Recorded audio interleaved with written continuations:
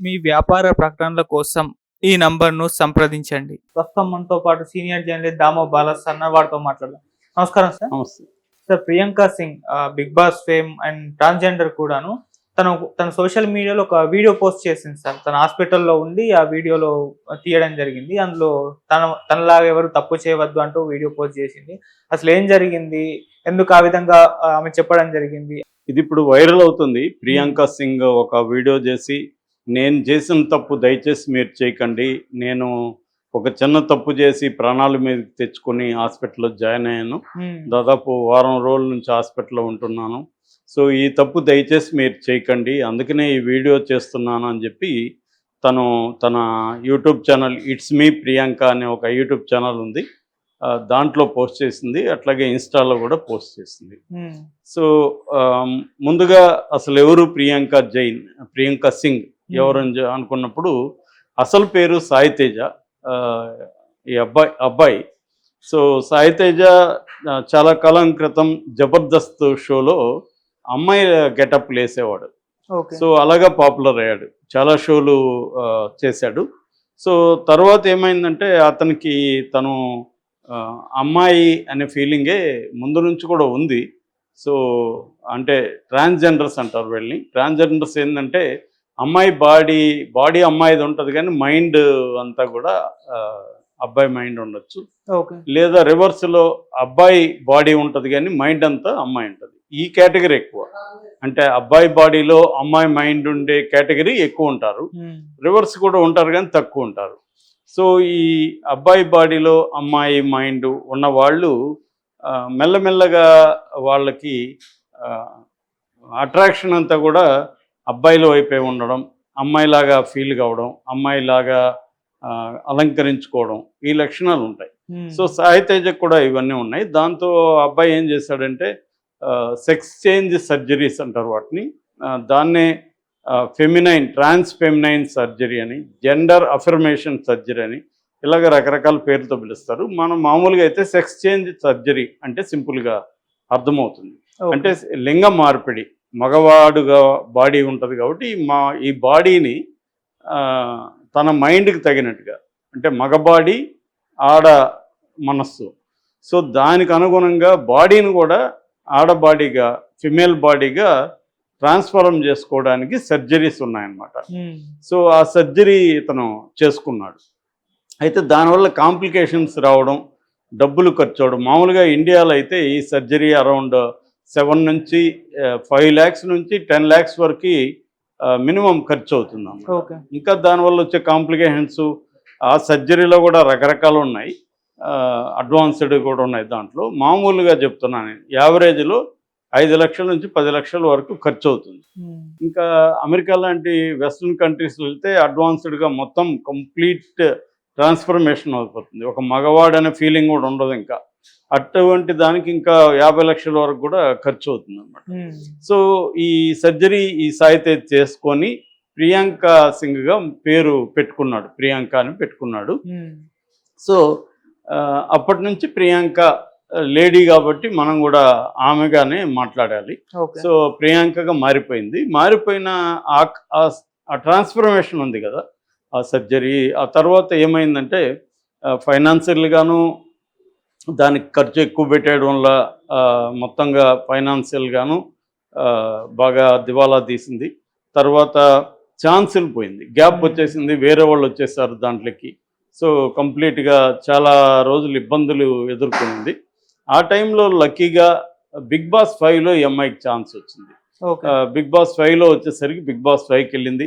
అక్కడ 19 మంది హౌస్‌మేట్స్ ఉంటే అందరిలోకి కూడా ఒక యూనిక్ గుర్తింపు తెచ్చుకుంది. ఇటు అందంలో గానీ, ఆటలో గానీ, తర్వాత అందరినీ ఇష్టపడడంలో గానీ అలాగా ప్రత్యేకంగా మానస్‌తో కూడా ఎక్కువగా తిరగడం, మానస్‌ని హ్మ్. ప్రేమిస్తున్నానని చెప్పడం అదంతా కూడా అప్పుడు వైరల్ అయింది. బట్ ఫినాలే వరకు కూడా ఉండలేక ఎలిమినేట్ అయిపోయింది.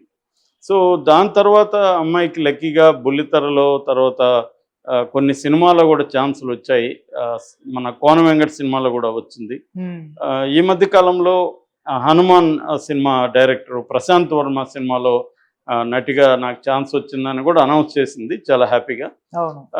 మధ్యలో కూడా కొన్ని వీడియోలు, హాట్ వీడియోలు కూడా చేయడం, బాత్ టబ్లో స్నానం చేస్తున్న వీడియోలు పెట్టడం, అటువంటివి కూడా అప్పుడప్పుడు జనాలను షాక్ చేయడం. ఇది వెరీ పాపులారిటీ పెంచుకుంటా వచ్చింది. ఈ క్రమంలో అమ్మాయికి జీ తెలుగులో సూపర్ జోడీ డ్యాన్స్ షోలో ఛాన్స్ వచ్చింది. దాంతో ప్రాక్టీస్ చేయడం మొదలుపెట్టింది. చాలా విగరస్గా డ్యాన్స్ ప్రాక్టీస్ చేయడం మొదలుపెట్టింది. ఆ వీడియోలు కూడా అప్పుడప్పుడు పెడుతోంది.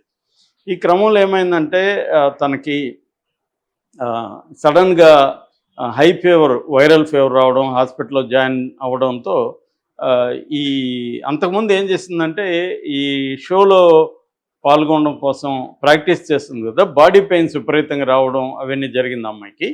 ఆ బాడీ పెయిన్స్ రావడంతో విపరీతంగా పెయిన్ కిల్లర్స్ తీసుకోవడం, యాంటీబయాటిక్స్ వాడడం ఇవన్నీ చేసింది అనమాట. దాని ఎఫెక్ట్ ఏంటంటే వైరల్ ఫీవర్ వచ్చింది. హాస్పిటల్లో ఏఐజీలో అడ్మిట్ అయింది. ఏఐజీలో అడ్మిట్ అయినాక చూస్తే లివర్ ఇన్ఫెక్షన్ అయింది, లివర్ టిష్యూస్ అంతా పాడైనాయి, కిడ్నీస్ కూడా కొంత దెబ్బతిన్నాయి, ఆ తర్వాత యూరిన్, బ్లడ్ ఇన్ఫెక్షన్ అయింది. ఇవన్నీ జరిగిపోయింది అనమాట. దాంతో బాగా డల్ అయిపోవడం, బాడీ అంతా ఇంజక్షన్లు వేయడం, మెడ మీద అంతా ఇది చేయడం, చేతులకి అంతా వేసేయడం, ఇవన్నీ చేయాల్సి వచ్చింది. సో ఒక రకంగా ఏంటంటే డేంజర్ జోన్కి దగ్గరగా వెళ్ళి బయటకు వచ్చినట్టుగా చెప్పుకోవచ్చు. సో హాస్పిటల్లో ఉన్నప్పుడే తనలాగా మిగతా వాళ్ళు కూడా ఇలాంటి తప్పులు చేస్తారేమో అని, సో నేను ఎలాంటి తప్పులు చేయకండి, ప్రాణాంతకం అవుతాయి ఇవి, సో మీరు వెళ్ళి మందుల షాప్లో పెయిన్ కిల్లర్ అడగడం, లేకపోతే మందుల షాప్లో పోయి మన జబ్బు చెప్తే వాడేది ఇస్తాడు యాంటీబయాటిక్, అది వేసుకోవడం, ఇవి రాంగు. ఎందుకంటే ప్రతి బాడీకి కూడా ఒక యునిక్ లక్షణాలు కానీ యునిక్ హిస్టరీ ఆఫ్ ఇల్నెస్ ఇవన్నీ డాక్టర్కి తెలిస్తే డాక్టర్ దాన్ని బట్టి ప్రిస్క్రైబ్ చేస్తాడు. అది కాకుండా మామూలుగా పెయిన్ కిల్లర్ అంటే పెయిన్ కిల్లర్ ఇచ్చేస్తారు వాళ్ళు, యాంటీబయాటిక్ అంటే ఏదో ఒకటి యాంటీబయాటిక్ ఇస్తారు, అవి వేసుకొని ప్రాణాంతకమైంది. అవి నేను అలా చేయడం వల్లే నాకు ఇది వచ్చింది. అందుకని డాక్టర్ల ప్రిస్క్రిప్షన్ లేకుండా మీరు నాలాగా చేయకండి, ఇబ్బందులు పడకండి అనేది చెప్పారు. ముఖ్యంగా కోవిడ్ తర్వాత ఏమైందంటే everybody is an expert except the expert. అంటే ఆ రంగంలో ఎక్స్పర్ట్లు తప్ప మిగతా వాళ్ళందరూ ఎక్స్పర్ట్లు అయిపోయారు. ఏమి చదువునోడు ఎక్కడ గూగుల్లో చూడడమో, లేకపోతే వాట్సాప్ యూనివర్సిటీలు అంటారు, వాట్సాప్లో వచ్చిన ఫార్వర్డ్స్ ఉంటాయి, అవి చూసేసి చెప్పేయడం, సో వీడియో అందరికీ ప్రిస్క్రైబ్ చేయడం, ఇది జరిగిపోతుంది ఈ మధ్యకాలం. అందుకే ఆ మధ్య ఎవరో ఒక డాక్టర్ కామెంట్ చేశాడు, నేను పశువుల డాక్టర్ అయ్యింటే బాగుండేది, వెటర్నరీ సైన్స్ చదువుంటే బాగుండేది, అనవసరంగా హ్యూమన్ డాక్టర్ అయ్యానంటే ఎందుకని అడిగితే పశువులు అయితే గూగుల్ చూడవు కదా సార్ అని అంటున్నాడు. అంటే అవైతే ఏమి చూడకుండా సైలెంట్గా ఉంటాయి, మనం వైద్యం చేయొచ్చు. వీళ్ళు అట్టగాదు, అన్నీ చూసి వీళ్ళకి తెలిసినట్టుగా మనం ఏదని చెప్తే ఇది కాదు డాక్టర్, ఆ మెడిసిన్ అయితే మంచిది కదా, నాకు వచ్చిన జబ్బు ఇది కదా, ఇలాగా వీళ్ళే మాట్లాడుతున్నారు. అంటే కొంత నాలెడ్జ్ తెచ్చుకోవడం మంచిదే బేసిక్గా, కానీ దాని ఆయా రంగాల్లో ఉండే ఎక్స్పర్టైజ్ ఉంటుంది కాబట్టి వాళ్ళని కూడా కొంత రెస్పెక్ట్ చేయడం, వాళ్ళ దీన్ని అర్థం చేసుకోవడం అవసరం.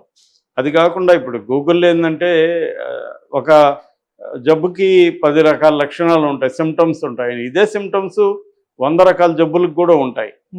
కానీ దీంట్లో ఏది ప్రిడామినెంట్గా ఉంది, ఏది ఇంపార్టెంట్, ఇవన్నీ అర్థం చేసుకోవాలి. సెకండరీ సిమ్టమ్స్ ఏవి, ప్రైమరీ ఏవి, ఇవన్నీ తెలియాలంటే దాంట్లో వాళ్ళు కొన్ని ఏళ్ళ పాటు చదువుంటారు, ప్రాక్టీస్ చేస్తుంటారు, కొన్ని వందల వేల పేషెంట్లను చూస్తుంటారు. కాబట్టి they have predominant knowledge about these symptoms అన్నమాట. సో అది ఈ అమ్మాయి చెప్పింది. బేసిక్గా ఈ అమ్మాయి ఒక మంచి ఉద్దేశంతోనే చేసింది. అయితే ఇంకొక ప్రశ్నకి సమాధానం ఏంటంటే అసలు ఈ సెక్స్ సర్జరీ ఎలా ఉంటుంది అనేది ఎక్కువ మంది ఏం చేస్తున్నారంటే ఇండియాలో ఎక్కడికక్కడ సందుల్లో గొంతుల్లో కూడా డాక్టర్లు తయారైపోయి సెక్స్ సర్జరీ అంటే ఏం లేదా, మన పురుషాంగాన్ని కట్ చేసేయడం, కింద ఉన్న వాటిని కూడా కట్ చేసేయడం, దాన్ని క్లోజ్ చేయడం, ఇది సెక్స్ సర్జరీగా చలామణి అయిపోతుంది.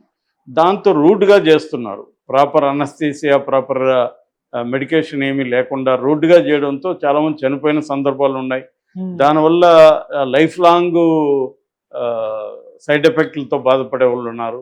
అందుకని ఇవాళ కొన్ని తమిళనాడు గవర్నమెంట్ లాంటివి గవర్నమెంట్సే కూడా ఈ సెక్స్ సర్జరీకి సంబంధించి ఫ్రీగా వాళ్ళే ఏర్పాటు చేస్తున్నారు. అయితే ట్రాన్స్ క్లినిక్లు కూడా కొన్ని ఈ మధ్య వచ్చాయి. ఈ ట్రాన్స్ క్లినిక్లో ప్రధానంగా ఏం జరుగుతుందంటే బ్రెస్ట్ ఆగ్మెంటేషన్ సర్జరీ అంటారు. అంటే ఈ బ్రెస్ట్ని వాళ్ళు పెద్దగా స్త్రీలకు లాగా ఉండే విధంగా తయారు చేయడానికి అది ఒక సర్జరీ చేస్తారు. దాని తర్వాత ఫేషియల్ ఫెమినైజేషన్ అంటారు. అంటే మనం ఫేస్లో రీస్ట్రక్చర్ చేస్తారు, మొత్తం రీమోడలింగ్ చేసి అమ్మాయి ఫేస్ లాగా తయారు చేస్తారు.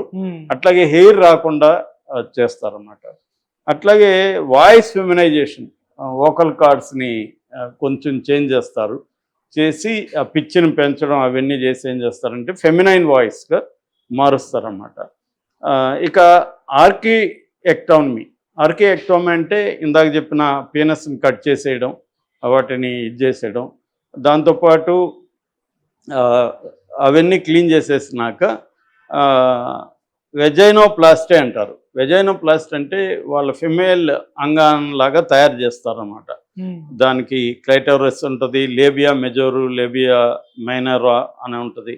ఈ వెజైనా అని వాళ్ళు ఇది చేస్తారు. దీంట్లో జెనిటల్ మగవాళ్ళకు ఉండే ఈ జెనిటల్ టిష్యూస్ని ఇది చేసుకుంటారు అన్నమాట.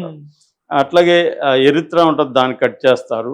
ఇటువంటివి అంటే ఫిమేల్ బాడీ పార్ట్స్ని తయారు చేస్తారు.